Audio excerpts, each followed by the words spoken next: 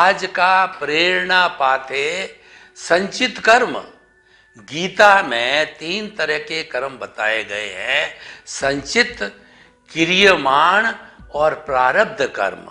तो आज हमारा विषय है संचित कर्म का है, यानी मन वचन काया, ये 3 ही योग होते हैं। यही कर्म करने के टूल्स है, माध्यम है, इनके द्वारा ही कर्म होते हैं। इन तीनों के द्वारा जब कर्म कर लिया जाता है तो कर्म करने के बाद के अंदर जो है वह जो है हमारे कार्बन शरीर में संचित हो जाता है, उसको संचित कर्म कहा जाता है।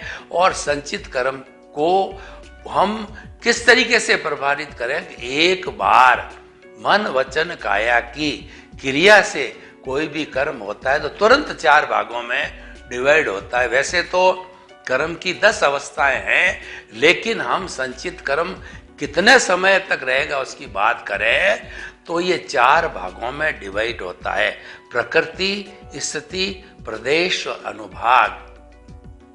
प्रकृति का मतलब मूल कर्म 8 तरह के हैं, 148 कुल उसकी उत्तर प्रकृतियां हैं। तो ये तो हो गया प्रकृति। स्थिति है वो संचित से जुड़ी हुई है कि जो कर्म हमने कर लिया है कितने समय तक वह कार्बन शरीर और कार्बन शरीर से जुड़ी हुई आत्मा उसके साथ में लगा रहेगा, ये संचित कर्म है। और दूसरा है प्रकृति, स्थिति, प्रदेश, उसकी कितनी क्वांटिटी होगी कर्मों की। कर्म पौद्गलिक है, चतुस्पर्शी है, एक एक कर्म परमाणु का हिसाब है। और उसके बाद में प्रकृति, स्थिति, प्रदेश और अनुभाग, वो कैसा इफेक्ट देगी, जैसा हमने कर्म बांधा है जिस इफेक्ट से, वैसा ही रस और अनुभाग देगी।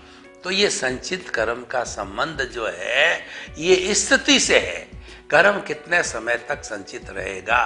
तो कर्म ज्यों ज्यों कर लिए जाते हैं, वो ज्यों कर्म किया जाता है वो क्रियमाण है, और करते ही वो संचित में चला जाता है, यानी पकने के लिए चला जाता है। जैसे कि परागण के बाद के अंदर फूल में से फल बनना चालू हो जाता है, तो फल का बनने का मतलब है वह संचित में चला गया। अब फल पकने में कितना टाइम लेता है?